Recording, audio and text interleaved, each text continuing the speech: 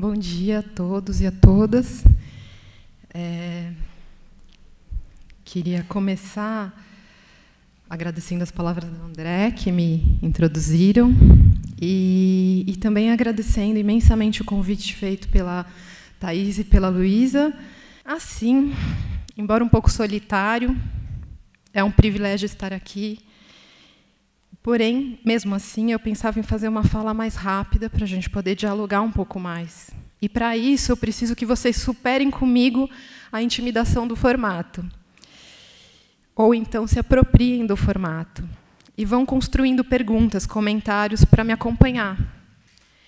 De certa forma, esse é um pouco o tema da minha palestra.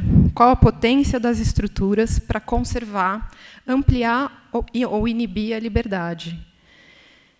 Partindo de uma certa intuição de que não tem nenhum formato que vai dar conta de todos os objetivos que a gente tem.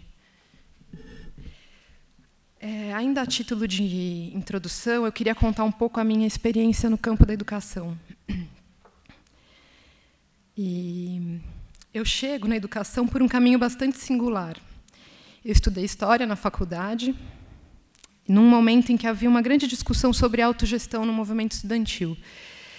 E, por uma questão de coerência, ou de estratégia, ou de obsessão estudantil, eu inicio, junto com outros estudantes, uma pesquisa sobre as experiências históricas de democracia direta, com um foco bem pragmático, encontrar mecanismos, práticas sociais que respondessem aos nossos dilemas do movimento estudantil, que tinham a ver assim, com como envolver mais as pessoas nas nossas assembleias, porque era um movimento assembleário, tinha a ver com a dificuldade que a gente tinha de se relacionar com as instâncias representativas da universidade, tinha a ver com como a gente forma os novos estudantes que chegam para entender aquilo que a gente estava construindo e que era tão frágil, ao mesmo tempo, é tão pressionado pela entrada da novidade, né? Então, você tem uma comunidade, ela começa a se estruturar, ela cria sentidos comuns,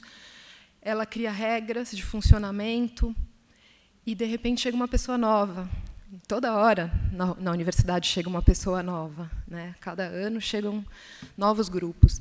E tudo tem que ser retomado. Então, construir uma comunidade aberta, né, permanentemente, que recebe permanentemente novos integrantes, e fazer com que esses integrantes tenham, de fato, condição de atuar, isso era a nossa grande pergunta. Como fazer isso? Como conservar a frágil democracia que a gente estava criando?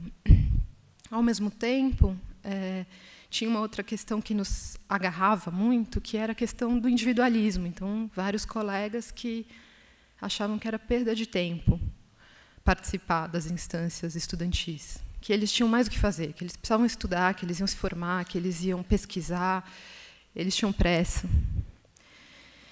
Então, a gente começou, claro, estudando a democracia antiga da Grécia, mais especificamente a democracia ateniense, que é aquela que a gente tem mais documentos para conhecer, porque os outros se perderam. E, por caminhos que eu não vou ter tempo de narrar aqui, esses estudantes se encontraram com um grupo de profissionais que estavam pensando na possibilidade de criar uma escola democrática em São Paulo. O centro dessa articulação era a Helena Singer, que é uma socióloga da educação, que tinha realizado uma pesquisa sobre esse movimento da educação democrática, que eu vou falar um pouco, mas eu não vou conseguir entrar nos detalhes, assim. E, para quem quiser conhecer um pouco mais, a gente, nesse trabalho que o André mencionou na Bienal, eu e a Grazi, a gente compilou alguns documentos interessantes que estão na Urbânia 5, que pode ser acessada no site nãocaber.org. E um desses documentos é uma linha do tempo, bem precária, depois eu falo sobre ela se der tempo, mas que a gente está projetando aqui com as experiências que eu considero assim que me formaram como educadora. Bom, a princípio eu me engajei nesse projeto para dar uma contribuição intelectual, esse projeto da Escola Democrática de São Paulo. E, quando eu dei por mim, eu estava cercada de crianças pequenas e muito feliz na função de educadora. Como quase todos nós vínhamos da universidade e das ciências humanas, nosso trabalho de construção da escola se estruturou em grupos de estudos.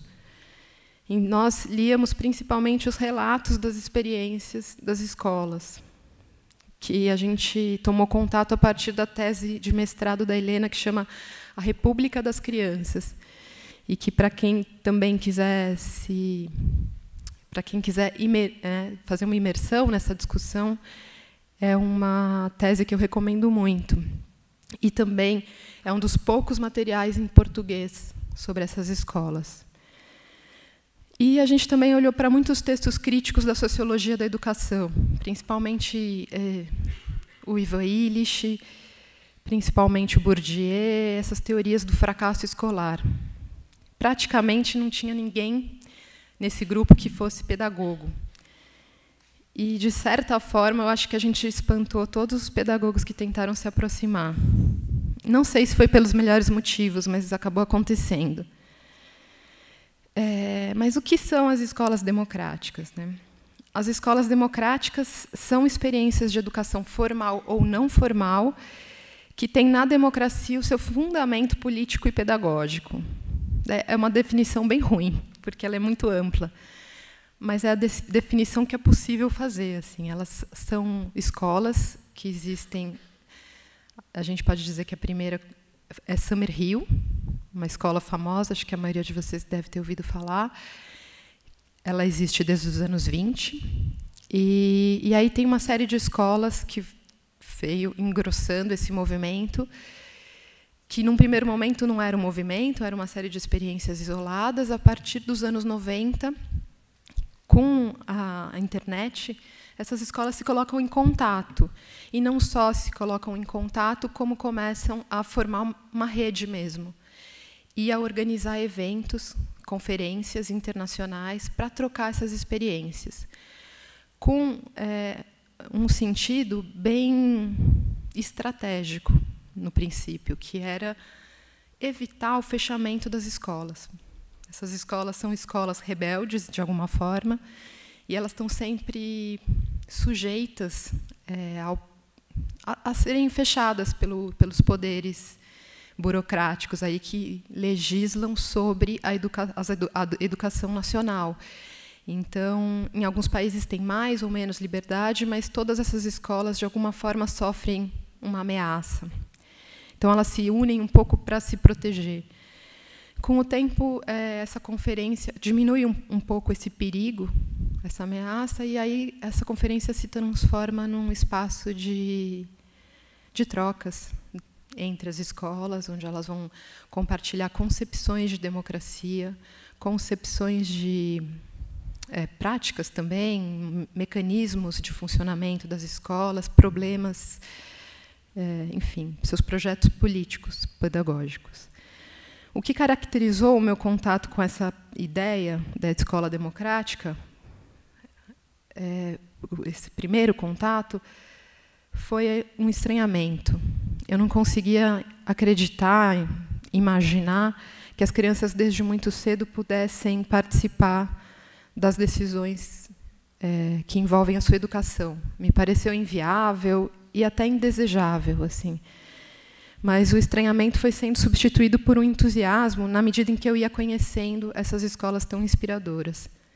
A questão era exatamente compreender o significado de democracia dentro desses projetos e, sobretudo, entender o papel mediador dos adultos. E aí eu não estou falando só dos educadores, eu estou falando dos adultos de uma forma ampla, dos pais, dos gestores, dos funcionários, dos educadores, finalmente.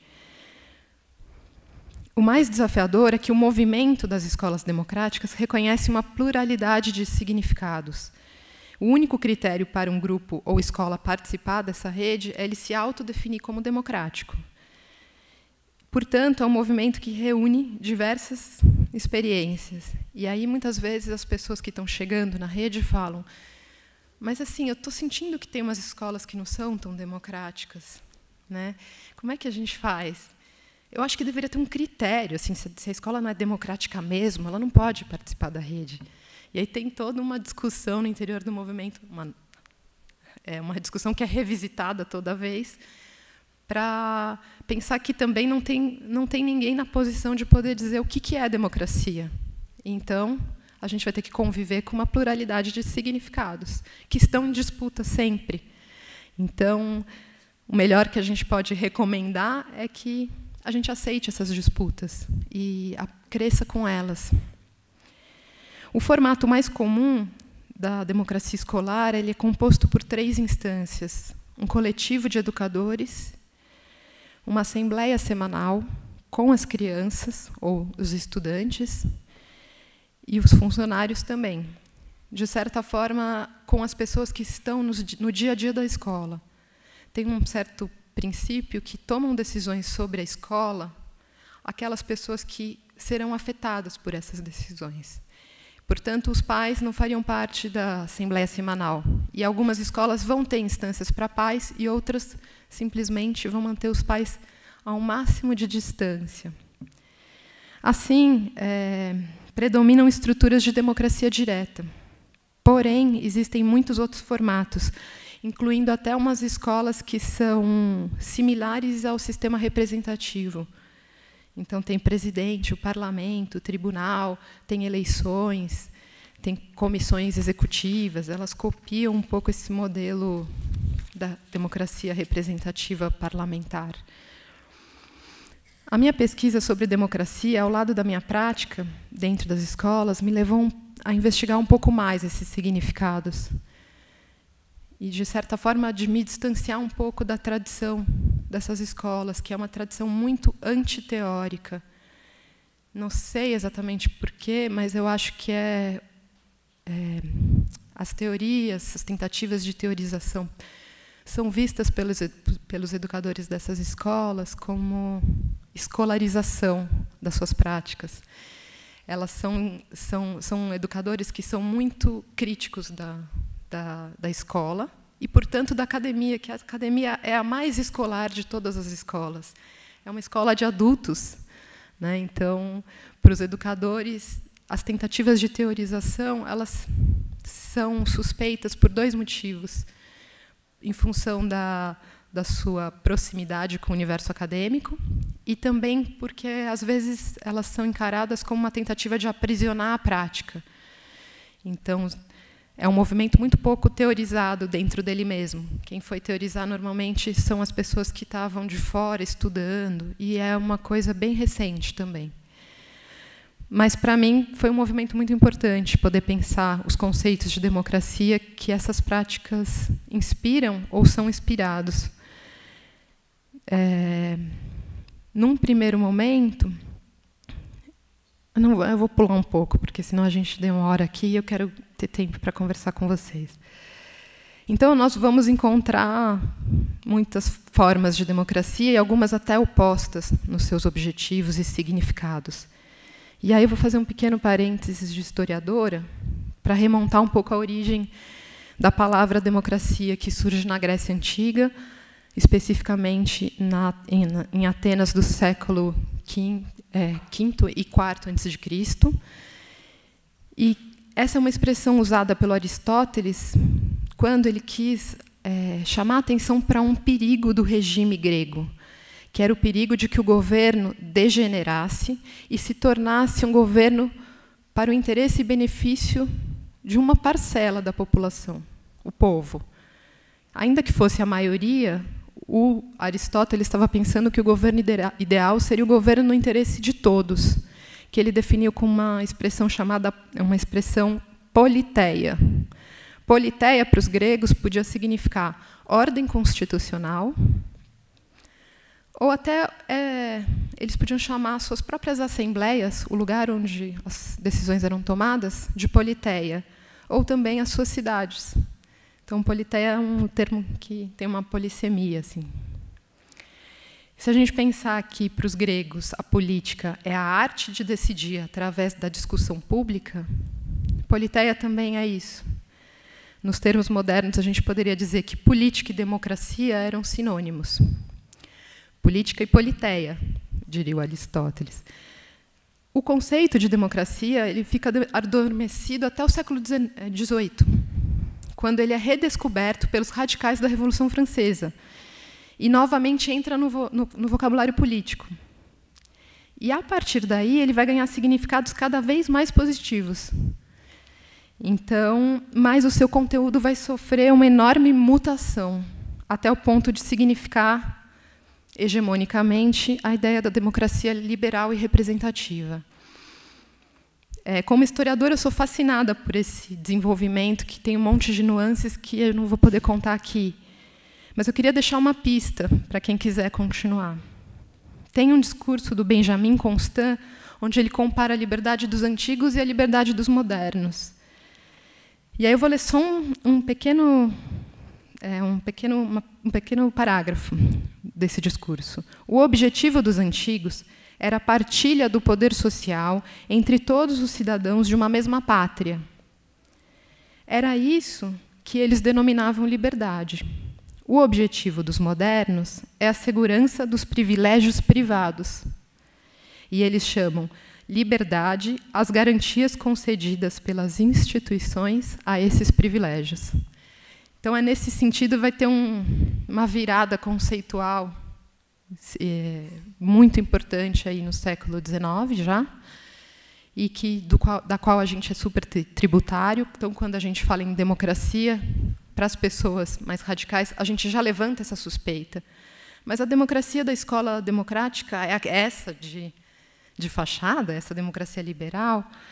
E acho que uma coisa que, na minha experiência, foi se tornando importante foi considerar que esse significado ele também é importante. Porque essa formulação que começa sendo a ideia de que o governo vai liberar os indivíduos para eles cuidarem da sua vida, principalmente da sua vida material. Então, liberar os... E a base desse argumento tem a ver com a escravidão.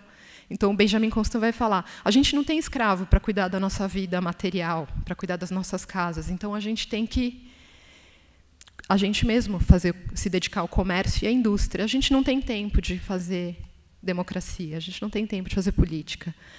Esse argumento, ele também, esse tipo de visão, ele também é a base da evolução das garantias liberais, né, das liberdades individuais, que vão dar origem a todos os direitos políticos, o direito de credo, a liberdade de expressão, o direito sexual, todos esses vão nascer dessa concepção de liberdade como garantia de não intervenção do Estado na vida do indivíduo. Então, de alguma forma, é impossível a gente abrir mão também dessa ideia. Mas a democracia não deixou de significar para nós, contemporâneos, a possibilidade do debate público e da criação coletiva. Então, se fizermos uma arqueologia da democracia no nosso tempo, nós vamos encontrar várias camadas,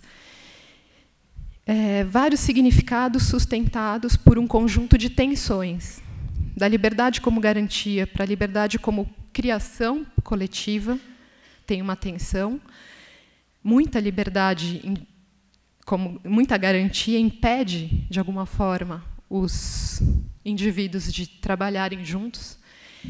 E acho que aí a gente pode pensar bastante como que é um desafio para os movimentos que têm uma base identitária forte, dialogar com outros movimentos com os quais eles teriam afinidade, mas eles não conseguem se identificar.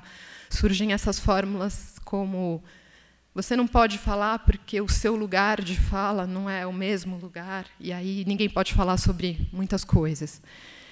A liberdade como atividade ou como passividade, a liberdade representativa ou autogestionária, direta, a liberdade individual ou a liberdade coletiva. Eu não alinharia essas tensões. Quer dizer, eu não diria que a liberdade como garantia é passiva, representativa e individual. Essas tensões elas são, como se diz, transversais. E elas estão refletidas nas escolas, sendo que as experiências podem pender mais para um lado ou mais para outro. Então, nesse mapa que a gente montou na Urbânia, a gente vai ter alguns exemplos disso. Summerhill, que é essa primeira escola democrática, que é a escola que inaugurou essa ideia da assembleia escolar. Ela é uma escola que está muito preocupada com esse desenvolvimento individual dos alunos. E isso vai ter várias consequências. Por exemplo, a questão da afetividade vai ter um papel no projeto pedagógico muito importante. O Neil, que é o criador dessa escola, ele era um apaixonado pela psicanálise e ele tinha uma amizade muito intensa com o Reich. E a ideia era proporcionar uma escola, porque essa descoberta da afetividade como sendo uma coisa importante na educação, ela é anterior até. Mas o Neil é o primeiro que tira algumas consequências dela. Então, ele vai criar uma escola onde as crianças... O princípio número 1 é que a escola é um internato e as crianças ficam distantes dos pais. Isso era uma proposta. Então, as crianças passavam 6 meses na escola, viam os pais apenas nas férias, de verão e de inverno. E o Neil criou as assembleias para tomar as decisões que tinham a ver com como usar o espaço da escola e como dividir os recursos, uma série de quais as regras elas iriam ter nessa convivência entre elas, se as crianças podiam ou não podiam fumar, que é uma coisa que hoje nem está colocada, porque é altamente proibida, sei lá, mas na época as crianças fumavam, os jovens fumavam. E aí também, por outro lado, o Neil tinha uma coisa que ele chamou de lições particulares, que eram espécies de sessões de terapia, onde ele chamava os alunos individualmente para pensar suas histórias afetivas e tal. Então, você também vai ter uma escola chamada Sudbury, que nasce nos anos 60, que é uma escola bem radical, assim, bem liberal, no sentido clássico do termo. Então, que aposta muito no desenvolvimento individual. E o educador que fundou essa escola, que é o Danny Greenberg, ele costuma dizer que a educação, o educador ele tem que dominar a arte de não fazer nada. Basicamente, é a arte de se conter em relação aos seus propósitos educacionais e permitir que as crianças floresçam. E eu implicava muito com essa escola, assim. Eu conheci o Dani e implicava muito, achava muito ingênua essa concepção e tal. Mas eu não posso negar que essa escola está no meu horizonte de formação como uma espécie de alerta. Toda vez que você faz uma intervenção educacional, a mediação é uma intervenção também. Toda vez você precisa se perguntar se essa intervenção é necessária. Ou qual é a intervenção que é necessária. Se as crianças ou os grupos não podem resolver isso sem você. Então, essa escola, para mim, ela é emblemática disso. Assim. Coloca essa interrogação permanente em mim. E aí a gente também teria Hadera, que é uma escola em Israel, que já surge nos anos 80, de um educador, de vários educadores, mas quem conseguiu formular melhor a concepção de Hadera é o Yaakov Hetch. E ele fala da aprendizagem pluralista, que é o direito que cada pessoa tem de poder se desenvolver na direção das suas potências e não na direção de um currículo normativo. Então, são projetos mais fortemente centrados no desenvolvimento individual. E a gente vai ter um outro grupo de escolas, começando lá atrás com um orfanato do educador Janusz Korczak, chamado Lar das Crianças, um orfanato para crianças judias na Polônia. Obrigada. E o Lar das Crianças ele foi a primeira mesmo experiência de autogestão com as crianças, mas não tinha o formato de assembleia. Tinham formatos mais tradicionais, vamos dizer assim. Por exemplo, tinha o tribunal. Quando acontecia algum conflito na escola, as crianças montavam um tribunal com juiz, advogado de defesa, um pouco essa estrutura, e julgavam os casos.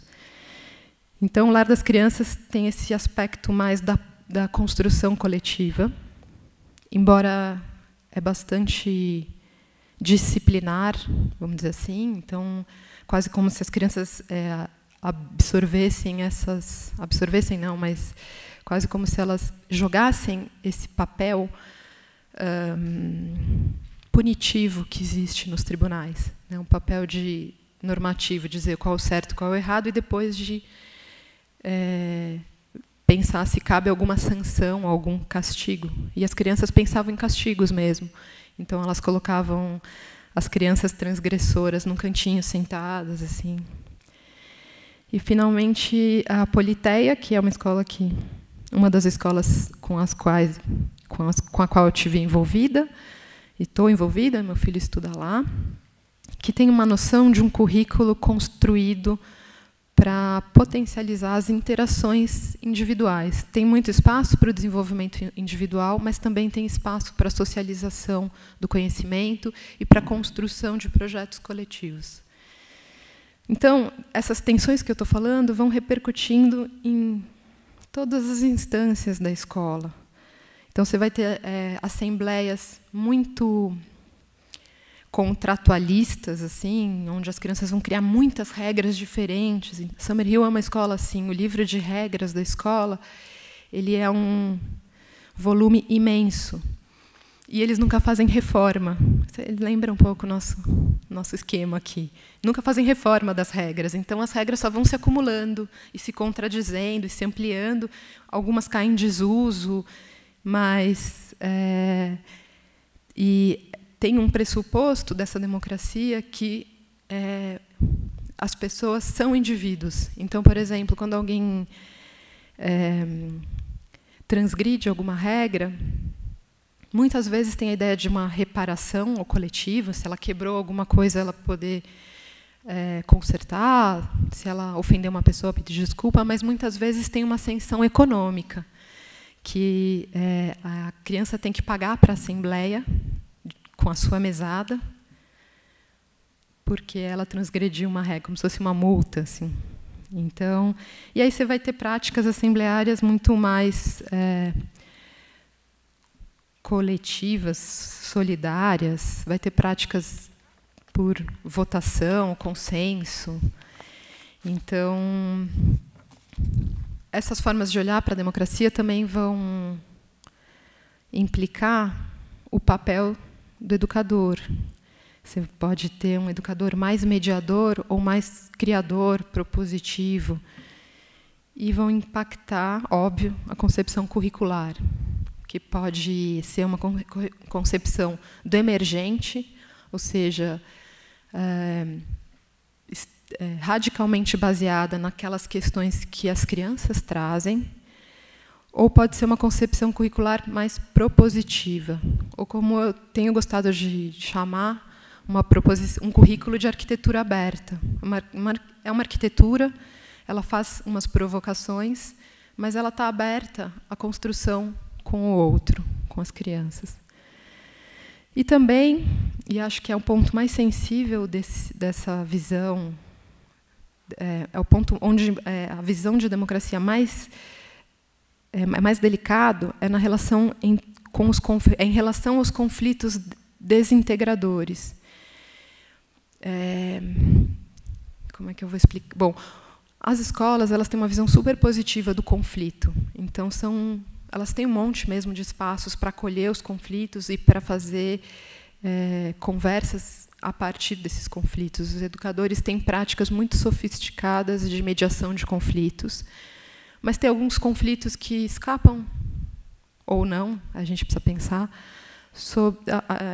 escapam a essa comunidade. Em geral, são os conflitos psíquicos, os conflitos internos das crianças. E aí essa concepção de democracia ela vai orientar uma forma de lidar com isso. São formas diferentes. Então, vão ter escolas que vão trabalhar isso até um certo limite, e aí vão colocar para a criança e principalmente para a sua família um limite claro. Então, a partir daqui, essa criança não pode mais vir à escola, porque ela não consegue, ela não é uma criança autorregulada. Então, ela está causando muito sofrimento à comunidade escolar e precisa encontrar um projeto que consiga acolhê-la.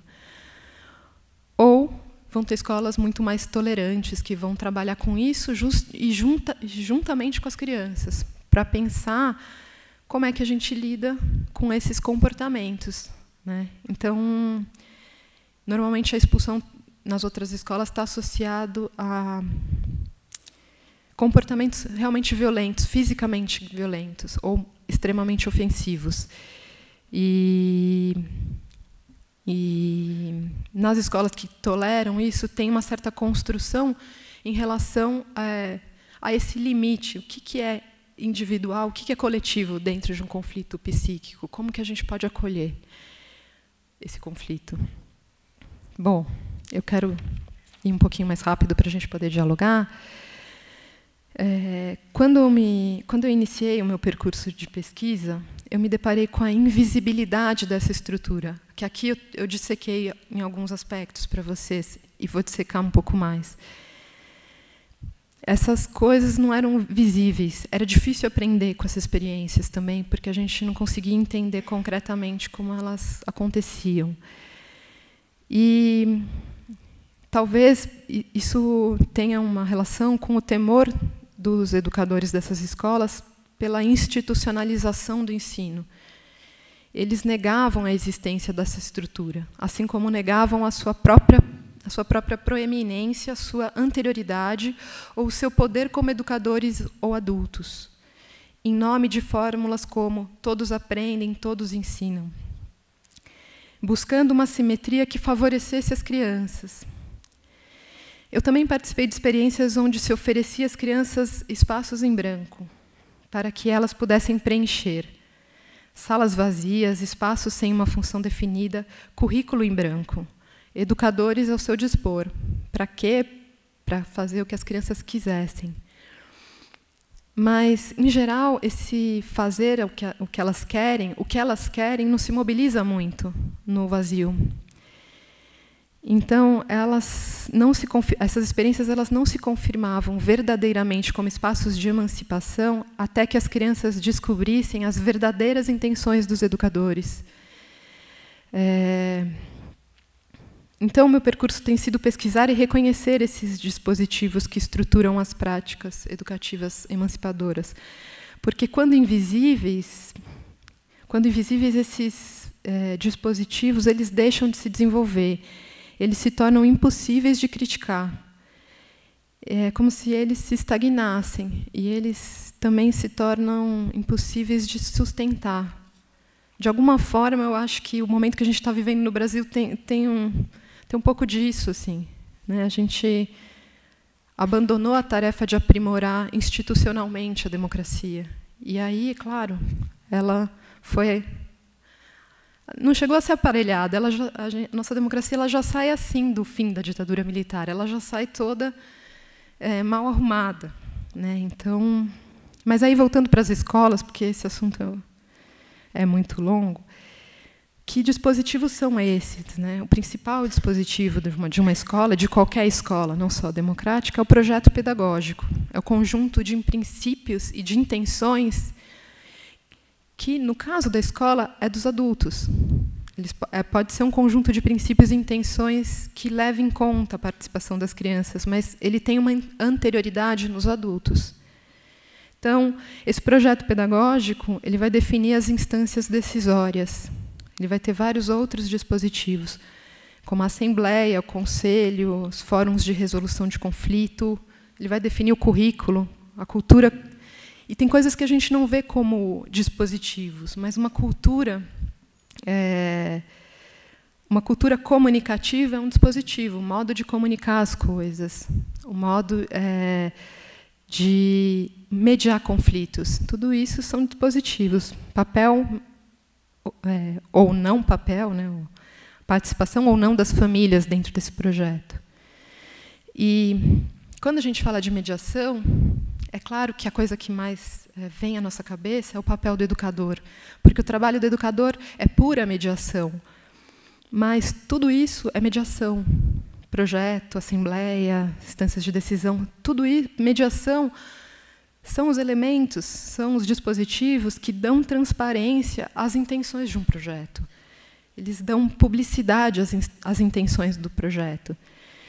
E, se esse projeto é democrático, as mediações elas vão ter um sentido público e elas vão ter alguma abertura para que as pessoas modifiquem os princípios, as intenções e tudo isso. Então, são dispositivos que existem para estruturar, potencializar, conciliar os desejos singulares daqueles que formam essa comunidade. E também dá um sentido coletivo para essas singularidades. Então, o que dá para a gente aprender em relação à tarefa de instituir espaços democráticos dessas escolas, com essas escolas? Eu acho que a coisa mais importante é criar um espaço onde algumas interrogações possam ser sustentadas. Uma certa abertura institucional que precisa ser permanentemente renovada pelo diálogo com movimentos instituintes. Se a democracia é uma invenção coletiva, uma instituição precisa encontrar mecanismos de renovação do próprio significado de democracia e reequilíbrio daquelas tensões sempre permanentes entre o individual, o coletivo, a passividade, a atividade, a liberdade como garantia, a liberdade como possibilidade de criação. Essa interrogação é um pouco o que o Rodrigo falou ontem, o máximo de estabilidade com o máximo de diversidade, o máximo de potencialidades. Acho que, não sei se foi isso que ele falou, mas foi assim que eu li. Essa interrogação é muito difícil de ser sustentada, pois implica numa gestão muito inteligente da flexibilidade. Isso está altamente relacionado a uma inteligência de captação de recursos. Captar sem que o recurso se torne uma camisa de força. Captar para que outros possam demandar e dar significado a esses recursos. Também implica uma visão muito empreendedora dos conflitos internos à instituição. É uma coisa que me acontece muito quando eu trabalho muito com formação de professores, inclusive nas estruturas menos democráticas, que são as escolas estatais. E o que acontece muito é que, às vezes, uma secretaria demanda um trabalho com os professores sem ter consciência de que toda a estrutura dentro da secretaria vai negar essa construção. Então, o trabalho tem que começar dentro da secretaria, ativando e dando conta e aprofundando os conflitos da própria equipe gestora, da própria equipe de dirigentes ali. Então, é um pouco sobre isso que eu falo. Uma visão empreendedora não é daquele empreendedorismo que agora está super na moda e tal, mas empreendedora é construtiva, uma visão propositiva dos conflitos internos. Porque a gente não consegue acolher os conflitos externos antes de acolher os internos. É muito difícil. E aí, se a gente fizer tudo isso ao mesmo tempo, a instituição pode desintegrar. Então, de alguma forma, também isso diz do momento que a gente está vivendo, para mim, no Brasil. Então, embora havendo uma estabilidade da finalidade, no caso das escolas, a finalidade é ter uma comunidade de conhecimento, desenvolvimento das crianças nesse sentido, da construção do conhecimento. Então, tem que haver essa estabilidade. A instituição precisa, mas a instituição também precisa sustentar algumas interrogações. E aí, para finalizar, eu vou falar um pouco das interrogações que as escolas democráticas sustentam, tentando provocar em vocês a possibilidade de vocês pensarem sobre as interrogações que as instituições de arte precisam sustentar, que eu não saberia dizer exatamente. Mas, na escola democrática, tem uma pergunta que é: qual a extensão da cidadania? Que era a primeira pergunta que eu tive quando me falaram de democracia com crianças. Mas o que é que elas podem decidir? Elas vão decidir... É muita responsabilidade. De fato, é muita responsabilidade. Mas tem uma pergunta que permanece aberta, porque a gente não consegue dar uma resposta definitiva para ela, que é: quando um cidadão se torna cidadão? Quando ele pode assumir responsabilidades de cidadão? E varia. E a gente vai ter que descobrir isso na prática. Também tem muitos adultos que não estão preparados para a democracia, principalmente para a democracia direta. Tem muitos adultos que não estão preparados para ouvir a sua posição ser questionada, né? e que não vão saber lidar com isso. Então, uma primeira interrogação é essa. Qual a extensão da cidadania? A cidadania se estende às crianças, aos jovens, aos menores? Sobre a passagem da infância para a vida adulta, é uma interrogação permanente. Assim. Quando alguém é suficientemente adulto para decidir, para namorar, para ter filho? A gente tem umas definições aí legais, mas a gente não tem uma definição pedagógica. E minha ideia é que a gente não tenha, que a gente possa construir com as crianças, com cada criança, em cada comunidade, porque isso também varia.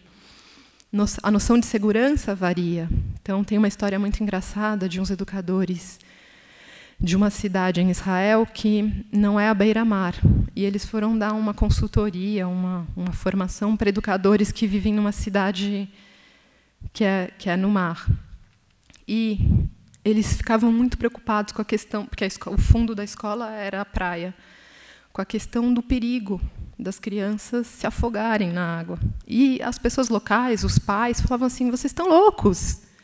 Eles estão acostumados com o mar desde sempre. Isso não é uma questão. Para a gente, que não tem mar, é uma questão. Para eles, não. Enfim. Então, todas essas questões ficam interrogações abertas. Né? E a última, sobre essa que a gente falava um pouco, qual é o limite entre normalidade e doença? Quando uma pessoa pode ser considerada tão doente que não está apta ao convívio social? A gente não consegue responder essa pergunta. Eu prefiro que a gente não responda essa pergunta, que a gente trabalhe no limite essa possibilidade. Então, assim, eu queria encerrar e agradecer e convidar vocês a debater ou a comentar e a imaginar quais seriam... Como é a estrutura, né? Quais serão as estruturas das instituições de arte? Eu acho que vai ter uma pluralidade também de estruturas. E a imaginar que interrogações são essas que vocês acham que as instituições de arte precisam sustentar. Obrigada.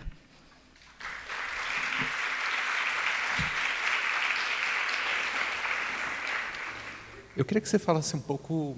Você participou, né, da Bienal de 2014 e eu fiquei pensando um pouco se existe uma possibilidade da gente pensar numa educação democrática na arte, uma criação de espaço possível, né?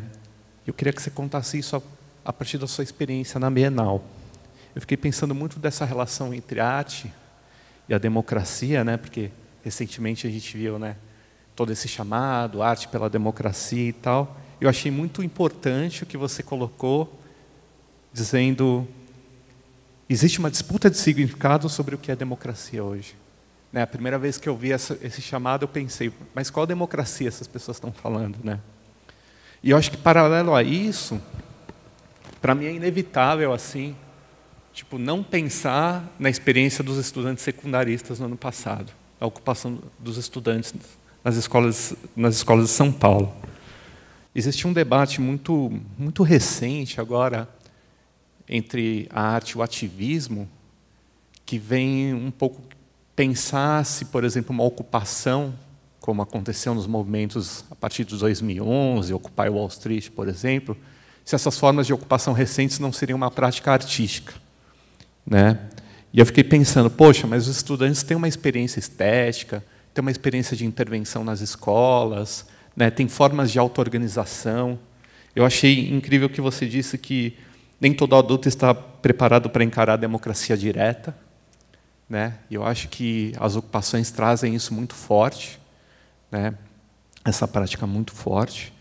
Então, eu queria que você pudesse comentar da maneira que você achar melhor, um pouco dessa sua experiência a partir da Bienal, se a gente pode pensar se existe educação democrática dentro da arte e talvez essa questão das escolas. Bom, está funcionando? Tá. Obrigada pelo comentário, pergunta. Não sei de onde eu vou começar. Eu acho que eu vou começar dos estudantes, que eu já tinha vontade de falar e cortei para a gente ganhar tempo para conversar. eu acho muito interessante, quando eu falava sobre o projeto pedagógico, uma coisa que para mim é muito evidente e que a ocupação que os jovens realizaram ano passado, que estão voltando às ruas para colocar, ele coloca em evidência que as escolas estatais, eu não chamo essas escolas de públicas, e já vou explicar por quê, as escolas estatais têm projetos pedagógicos de gaveta. Elas não têm projetos pedagógicos que estão no centro da construção das relações na escola. E é por isso que elas se tornaram espaços muito violentos, porque não tem mediação dentro dessas escolas. Não tem mediação nenhuma, praticamente. As instâncias mediadoras são muito tímidas. E começando com um projeto pedagógico. E se não tem projeto pedagógico, não tem sentido. Não tem sentido para os jovens.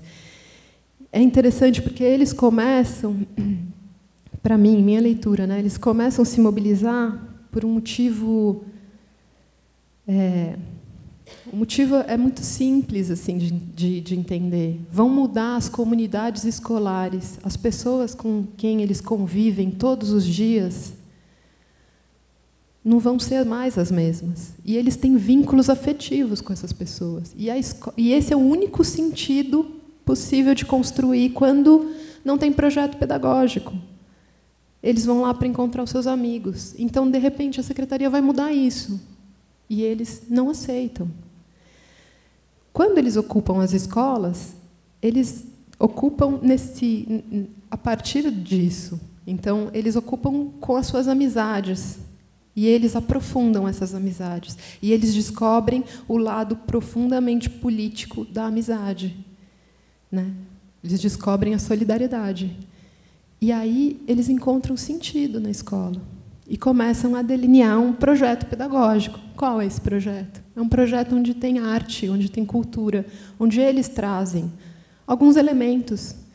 Acho que se a gente conversar com eles, eles não vão achar que eles são os únicos a trazer elementos. Mas eles descobriram a potência dos seus desejos constituírem objetos de investigação, objetos acadêmicos. Então, acho lindo esse movimento, assim, admiro muito esses jovens. E aí a gente começa a poder falar em escola pública, porque o público ele não é o estatal, ele está relacionado ao estatal. O estatal pode ser a estrutura do público, talvez, se a gente der sorte. Se a nossa sociedade for bem democrática, o estatal dá a estrutura para os vários movimentos instituintes se encontrarem, debaterem, disputarem. Então, para mim, a escola pode ser pública quando ela conseguir realizar essa tarefa de promover um encontro dessa diversidade que está dentro dela e ao redor dela. Sobre a questão da arte, né? Eu sou bem novata nessa conversa. E está sendo fascinante poder olhar para a minha pesquisa e tentar ver o que tem a ver com a experiência de vocês. Tem uma coisa que me chama a atenção sempre e que foi muito poderosa na Bienal, que é recolocar algumas interrogações. Como criar o que não existe? Como falar do que não existe? Para mim, essa pergunta está, até hoje, em mim. Assim. E tem uma... Eu não sei se é só a arte, eu acho que a arte, a cultura, tudo, mas a gente precisa ter uma nova imaginação sobre as coisas. A gente é muito viciado no que existe. E quando a gente... Eu acho que a gente aqui... desse grupo crítico, assim, que quer avançar mais, muito mais do que a gente está conseguindo ver, também a gente se apega a uma crítica que é tão pesada que daí a gente não consegue andar com ela. Então, sei lá, escola é o espaço da reprodução da desigualdade. E agora? Não dá para viver com isso, não dá para ter escolas com isso. Você vai ter que construir um outro significado para a escola. Ou a gente vai defender o fim da escola, que também tem, eu acho muito coerente, de certos grupos aí que estão defendendo a educação não escolar. Mas, uma vez que a gente não estiver defendendo a educação não escolar, a gente precisa imaginar uma outra escola. E eu acho que a arte pode fazer muito, muito por isso. Agora, tem um espaço de imaginação que ficou abandonado. A imaginação não quer avançar sobre ele, que é o espaço das instituições. Ninguém tem paixão de pensar como podem funcionar esses mecanismos. Ninguém tem paixão de recriar os formatos de encontro. Ninguém tem paixão de recriar a gestão orçamentária. E aí a gente fica preso nessas estruturas. Mas não é porque elas são estruturas que elas não nos prendem, é porque a gente não está refletindo sobre elas e imaginando alternativas. Então, eu responderia assim, não sei se eu dei conta de responder tudo.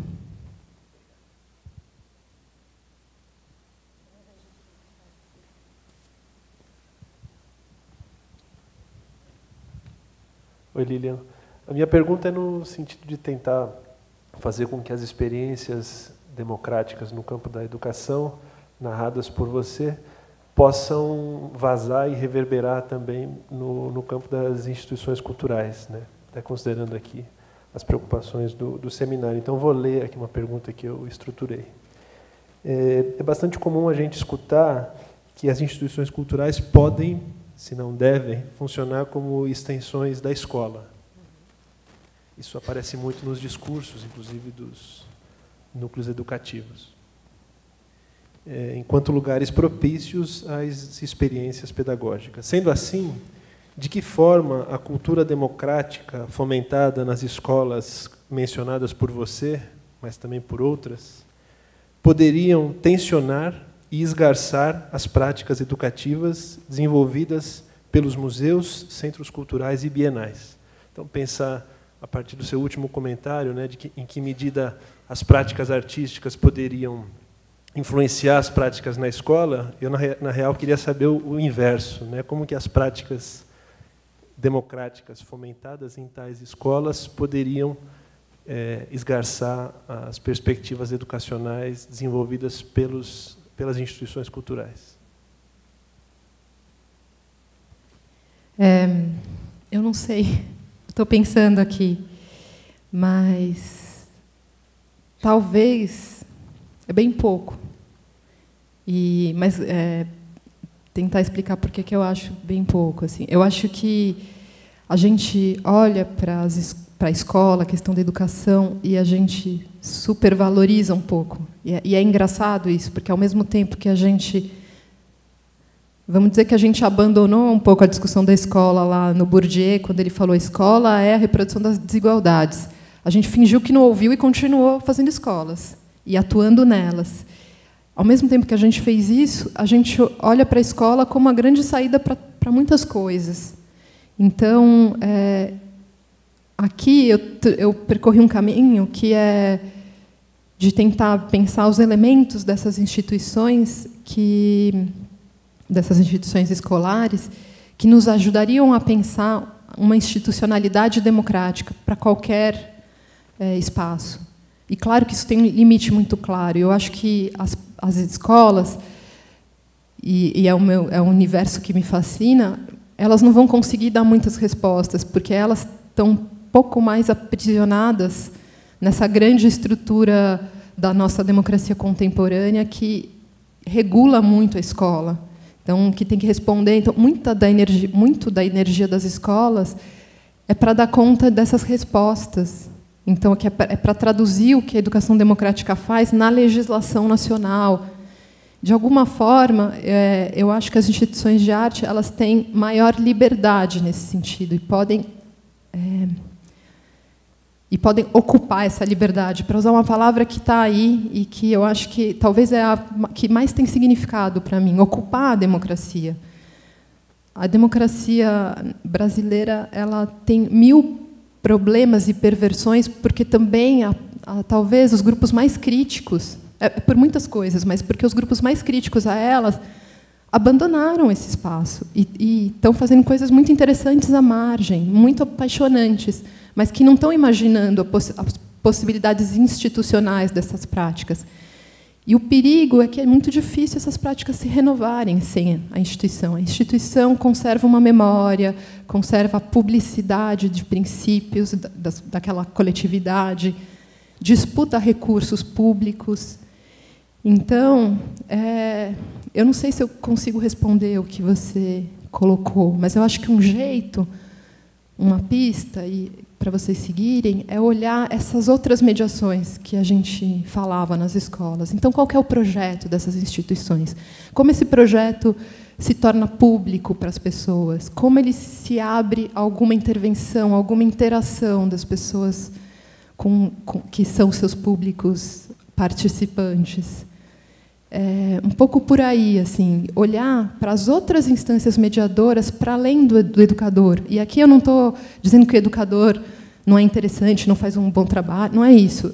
Eu estou dizendo que até para o educador conseguir fazer essa mediação, ele precisa interagir com outras mediações no interior da instituição. Ele precisa afetar a gestão, afetar a curadoria. Não sei, estou imaginando aqui, mas eu acho que as melhores pessoas para responder essa pergunta são vocês mesmos.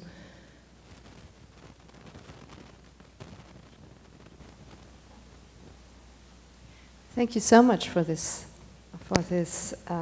lecture. I think it is really relevant and important, in particular, the idea that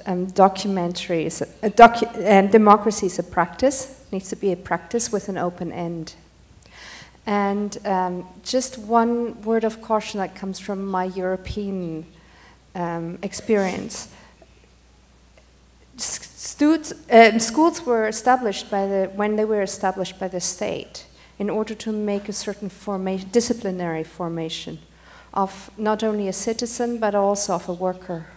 Someone who could keep time, for instance, which is why in Europe schools start at this ridiculously early hour, which doesn't help, it is not productive for children at all. So even though there are reforms, this disciplinary regime is absolutely relevant. And what has been happening in Europe is that the states have decided, governments have decided that it's at the museums and the cultural institution where democracy needs to be practiced and needs to start. So they've established something that's called cultural education. In a way, this is instead of welfare policies, this is instead of having justice and democracies at school, it's instead of having unionized workplaces, suddenly everything is projected onto the cultural sector where we're supposed to be more free to practice democracy in the way that it should be practiced. At the same time, the cultural institutions are forced to show that they're efficient in this by showing impact. Yeah? So impact is actually something completely different than the open development that could actually really change the institution. Yeah? So I'm a bit, I would agree with you that the kind of change needs to be in schools. And in other relevances that, that maybe museums need to do their bit, but it's not where society is going to change.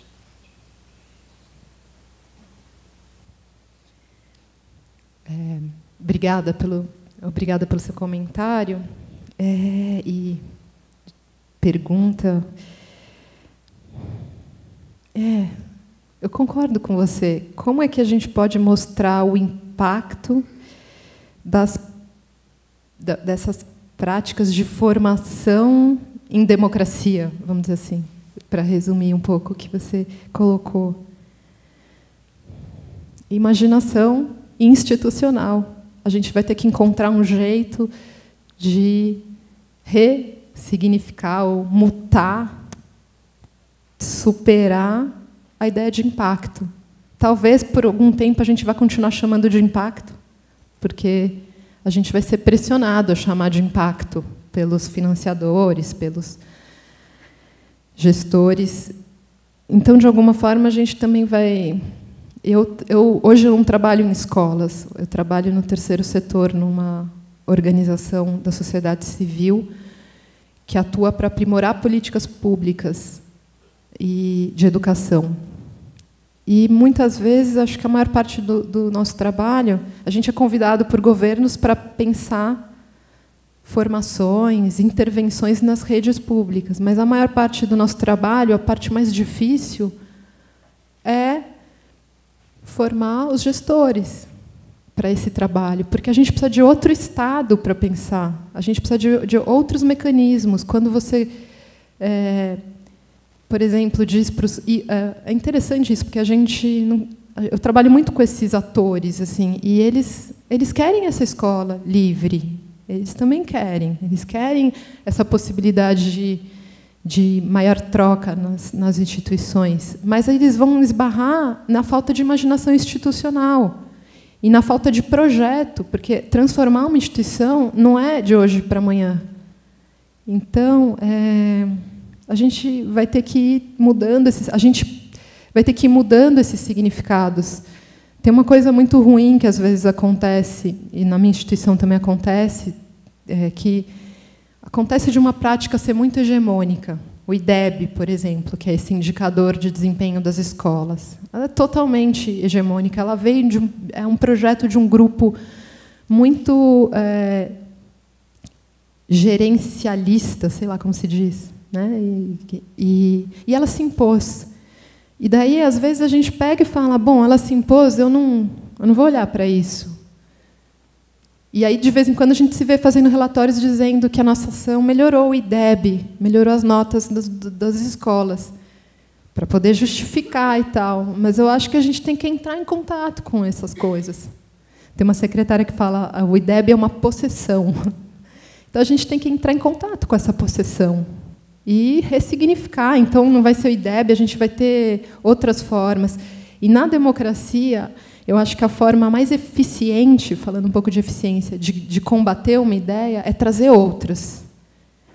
Não é ficar lá fazendo a crítica exaustiva da coisa até o seu interior profundo, o seu significado.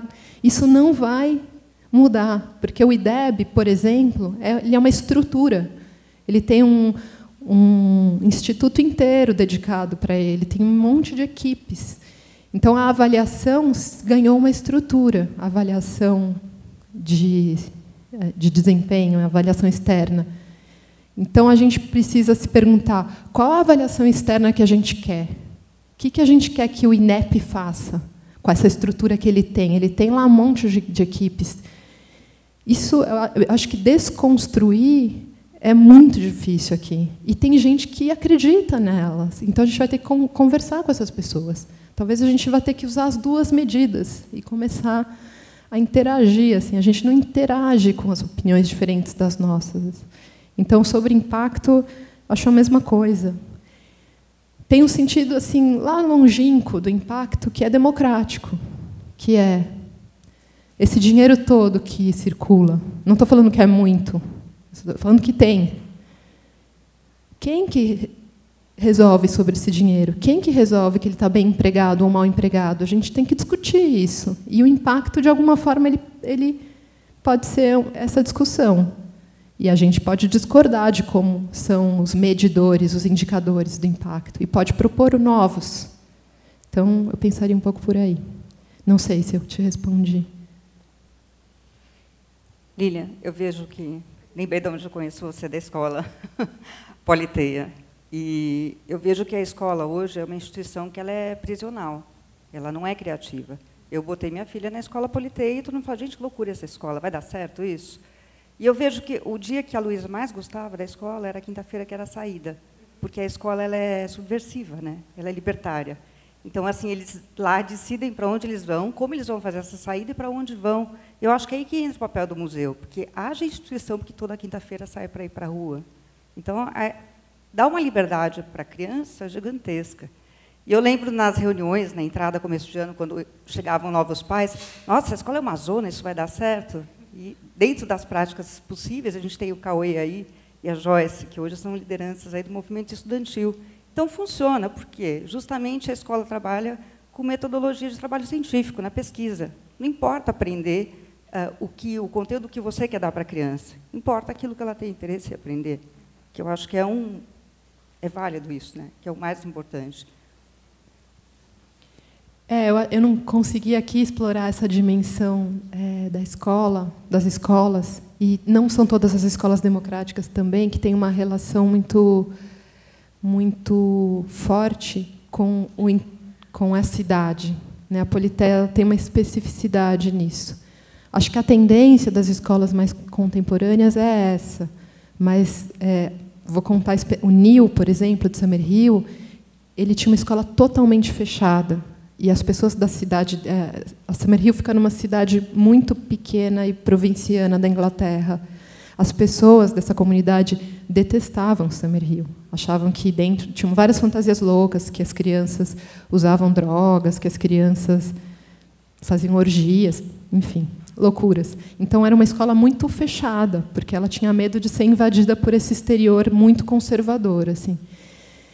Acho que as escolas de hoje elas estão conseguindo circular mais e enfrentar também os problemas que estão para fora delas, para não formar uma ilha utópica assim, que não dialoga com a realidade ao redor. Então, acho essa estratégia muito bacana da Politeia de fazer circulações pela cidade. E vai mostrando também os limites das cidades para as crianças, porque é muito difícil circular com as crianças. Não tem estrutura na cidade para comportar isso. Lilian, queria te agradecer. Adoraria continuar essa conversa, mas você vai estar por aqui, a gente pode continuar ao longo do dia conversando. Muito obrigado. Dedé, desculpa interromper. Tem chance de fazer só um complemento com a Lilian aqui em cima? Você não quer fazer depois, Graça? É que a gente está apertado com o horário aqui. Tudo bem? Era sobre esse tema, mas... Não tem problema? Já deu, né? Não. Vamos continuar. Eu estou aqui hoje a tarde toda, agora essa manhã, para dialogar com as outras pessoas que vão fazer as palestras. Eu queria agradecer muito a participação de vocês, sem a qual esse momento púlpito aqui teria sido muito difícil. Obrigada.